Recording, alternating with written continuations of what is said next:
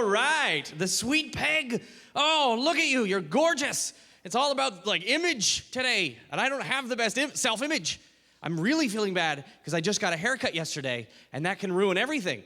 Everything, because it started. Every haircut starts badly with me. It does. I look in the mirror at my face, and I go, ugh, ugh. All of you have done the same thing. You're like, ugh, I need a haircut. That's the problem. And then you call somebody and you show up and I tell the guy what I want. I say, I'd like this. Could you do that? And they nod, not listening to a word I say. If you tell a guy what you want, they just look at you. They're like, yeah, I'm giving you the number 6. Obviously, dude. I know you're saying stuff, but I looked at your face and your fat face says number 6. You look like a hobbit. You get the Hobbit special. You get the Frodo cut.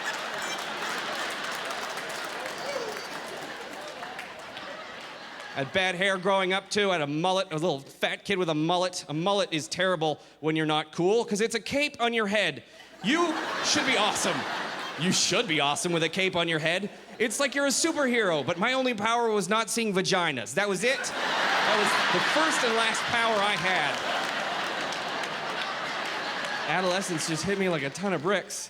It was the worst. I was a happy little kid, and then just kablooey. It blew up.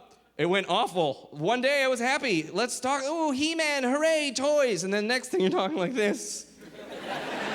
Voice though, like that. Oil's pouring out of your face. Oil is just seeping out of your face. What possible need could there be for that? I understand what happens to women with puberty. You get like bang, you get little baby snack cannons coming off of your chest.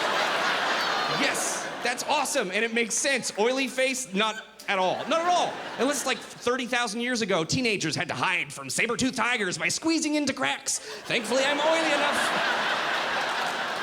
There's no reason for it. None. Oily. It's so oily. Like, it's like the tar sands of Alberta. Like, literally, newfies are showing up at your face like, hey, buddy, is this where I work now?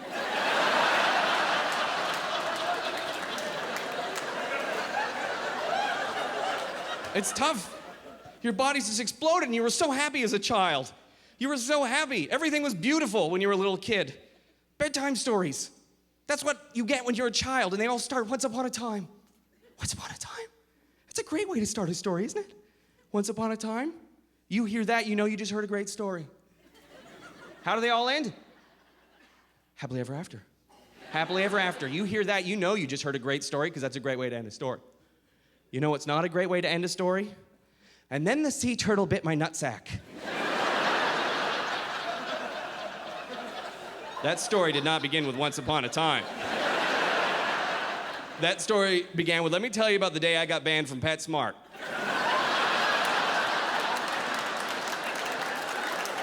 Okay, I'm gonna go to the gym. Everyone hates the gym. Here's why I hate the gym. Ladies, I don't know what goes on in women's change rooms. I don't wanna know. I like to keep that up to my imagination. I would like to believe that you walk in and there's a field of fresh-cut clovers. As you walk in and there's a centaur in the corner playing a doo-doo-doo little pan flute. Greeting you in rhyme, hello, my lady, you look great to me. Pilates, it begins at 3. And ladies, you just go, and you disrobe, your clothes fall. You feel the clovers beneath your toes. And there's no toilets, just a babbling brook that runs through the center. And that's where ladies make their business. Oh, There's no toilet paper either, just 1,000 butterflies come down.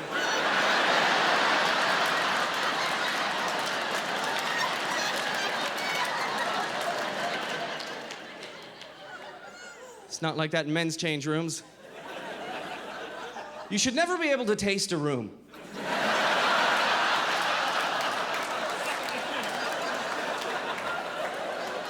Think of how horrible 2 men smell after 15 minutes alone together. Multiply that by 1 trillion and add a soupçon of dead cat, and that's... The upsetting thing to me is that there's penises everywhere. There's people who go to the gym just to have their penises out. Old guys in like nice button-up shirts with it just flapping out, doing a Sudoku.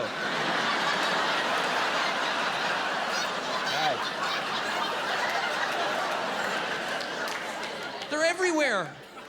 And they're not like, I'm not saying they're magnificent penises either. There's, like, I'd understand if it was a magnificent penis. It was giant and wow, magical.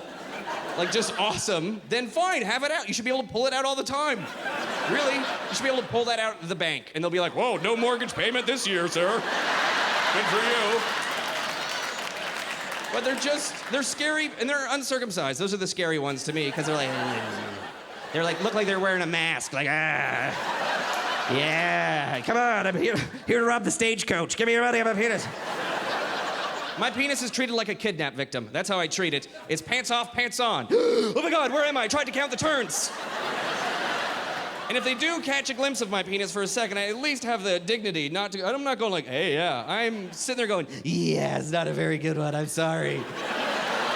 Thank you so much, Winnipeg. It's been a pleasure performing with me tonight.